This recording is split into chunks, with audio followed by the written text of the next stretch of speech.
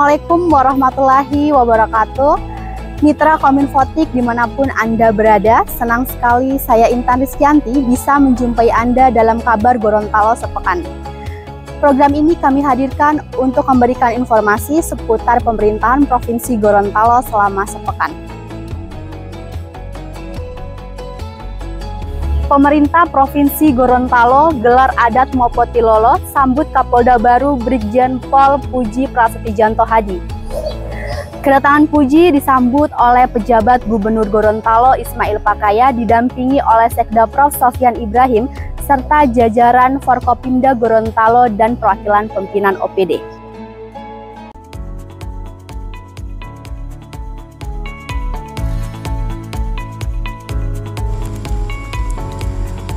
Pemerintah Provinsi Gorontalo menggelar adat Mopotilolo menyambut Kepala Kepolisian Daerah Provinsi Gorontalo yang baru.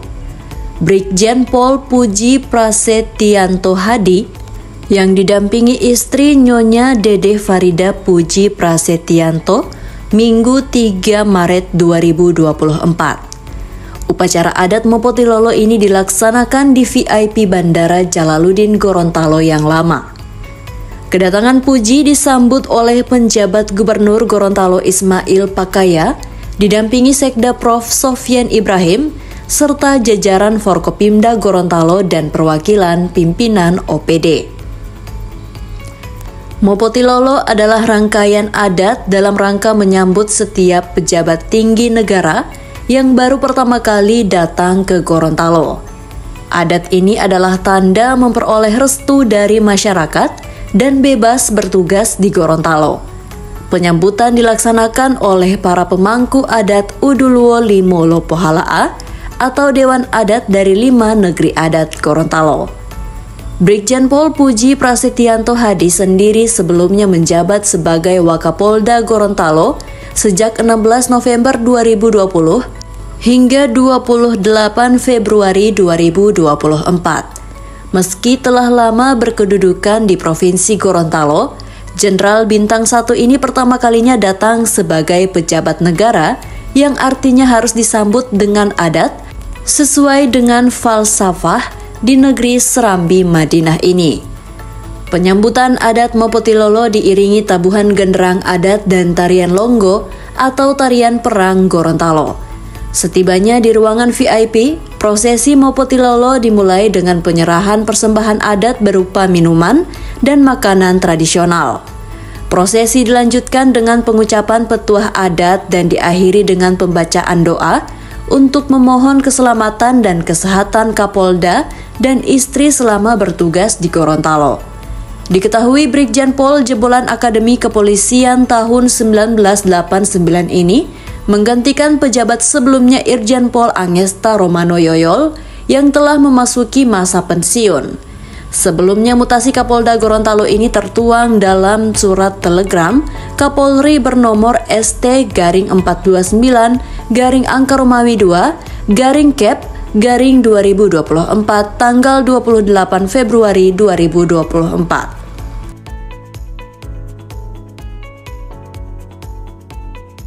Pejabat Gubernur Gorontalo sampaikan LKPJ 2023 ke DPRD pada Senin 4 Maret 2024. Penyampaian LKPJ merupakan tanggung jawab dari Kepala Daerah sebagaimana tertuang dalam Undang-Undang Nomor 23 Tahun 2014 tentang Pemerintahan Daerah.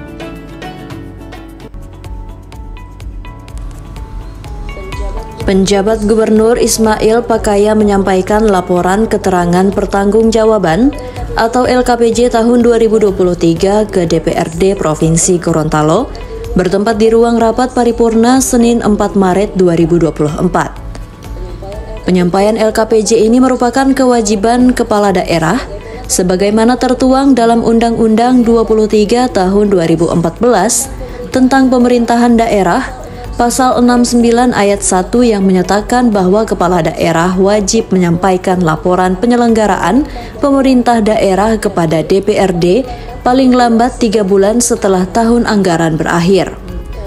LKPJ yang dilaporkan oleh Penjagob Ismail sendiri memuat berbagai upaya kebijakan yang telah dilaksanakan dalam mendorong pembangunan daerah tahun 2023. Ada beberapa target sasaran pembangunan yang menunjukkan peningkatan seperti pertumbuhan ekonomi tumbuh 4,50%. Angka ini lebih tinggi dibanding tahun sebelumnya sebesar 4,04%. Presentasi penduduk miskin tahun 2023 yang mengalami penurunan sebesar 0,36% menjadi 15,15%. Kemiskinan ekstrim tahun 2023 yang turun menjadi 2,48% dari tahun sebelumnya sebesar 4,28%. Tidak hanya itu, indeks Gini Provinsi Gorontalo tahun 2023 juga turut mengalami penurunan menjadi 0,417%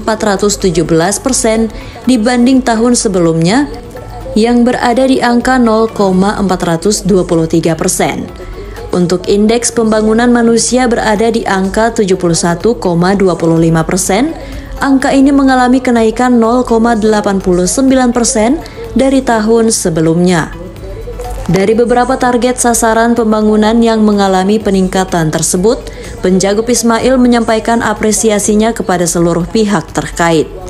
Walaupun beberapa capaian pembangunan yang telah diraih masih belum maksimal, ia tetap memberikan penghargaan dan terima kasih setinggi-tingginya kepada seluruh instansi yang telah bekerja sama dalam menjalankan tugas-tugas pemerintahan untuk Provinsi Gorontalo yang lebih maju.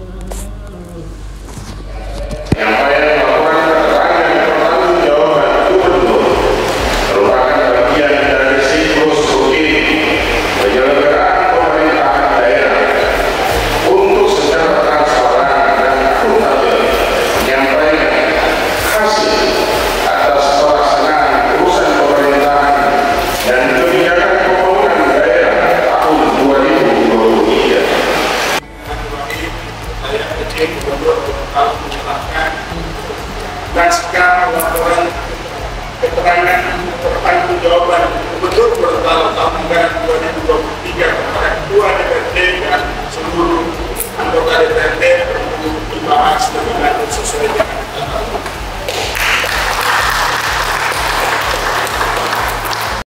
Pejabat Gubernur Ismail Pakaya pimpin rapat Forkopimda diperluas pada Selasa 5 Maret 2024. Kegiatan ini membahas tentang situasi perkembangan pasca pleno penetapan perhitungan suara di tingkat Provinsi Gorontalo.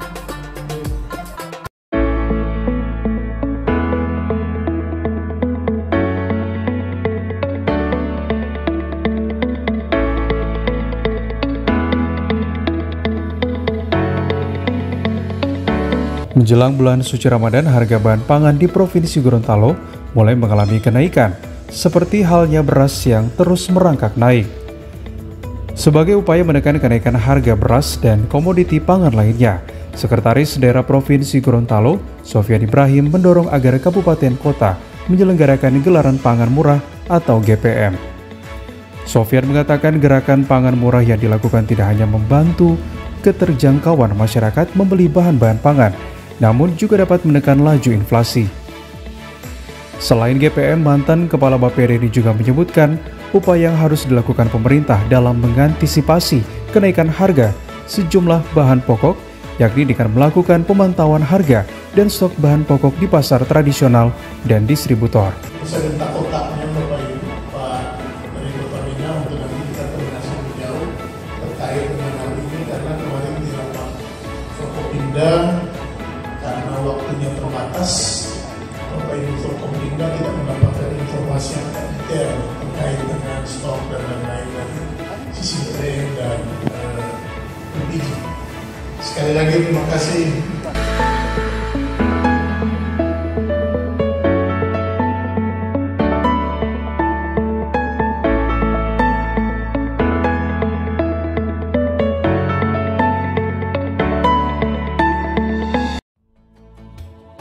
Satpol PP dan PPNS diminta oleh Sekretaris Daerah Provinsi Gorontalo untuk meningkatkan peran dan fungsinya menjelang Pilkada 2024. Hal ini disampaikannya saat memimpin rapat koordinasi yang digelar oleh Satpol PP yang bertempat di Hotel El Madinah pada Kamis 7 Maret 2024. Informasi tadi sekaligus mengakhiri perjumpaan kita pada program Kabar Gorontalo Sepekan. Saya Intan Rizkyanti dan kru yang bertugas pamit undur diri. Jangan lupa like, comment, and subscribe channel Pemerintah Provinsi Gorontalo. Selamat menunaikan ibadah puasa 1445 Hijriah. Assalamualaikum warahmatullahi wabarakatuh.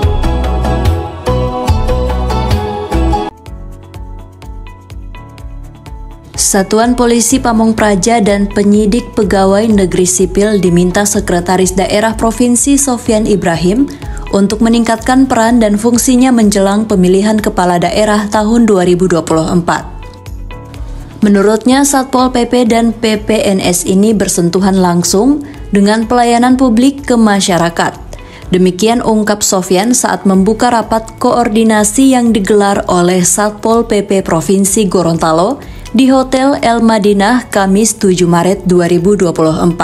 Kegiatan yang menghadirkan kabupaten kota sebagai peserta ini juga diharapkan akan menghasilkan rekomendasi dan langkah-langkah konkret yang dapat diimplementasikan oleh Satpol PP dan PPNS dalam menegakkan peraturan daerah. Lebih lanjut, ia berharap kerjasama dan koordinasi dengan pihak terkait seperti kepolisian, kejaksaan, pengadilan, Kemenkumham, dan lain-lain dapat terus ditingkatkan melalui rakor ini. Satunya melihat bahwa Satpol PP ini kan tugasnya sangat strategis, sehingga ketika dihadapkan dengan pelayanan publik yang harus dituntaskan oleh Satpol PP, maka saya memiliki harapan besar bagi Satpol agar dapat melaksanakan tugas ini dengan baik. Tugas ini akan dilakukan dengan baik atau dilaksanakan dengan baik, maka bekal kompetensi kan ini harus dimiliki atau harus diperkuat. Sehingga harapan saya mudah-mudahan dengan rapat koordinasi kali ini bekal kompetensi akan lebih banyak lagi dimiliki oleh Satpol.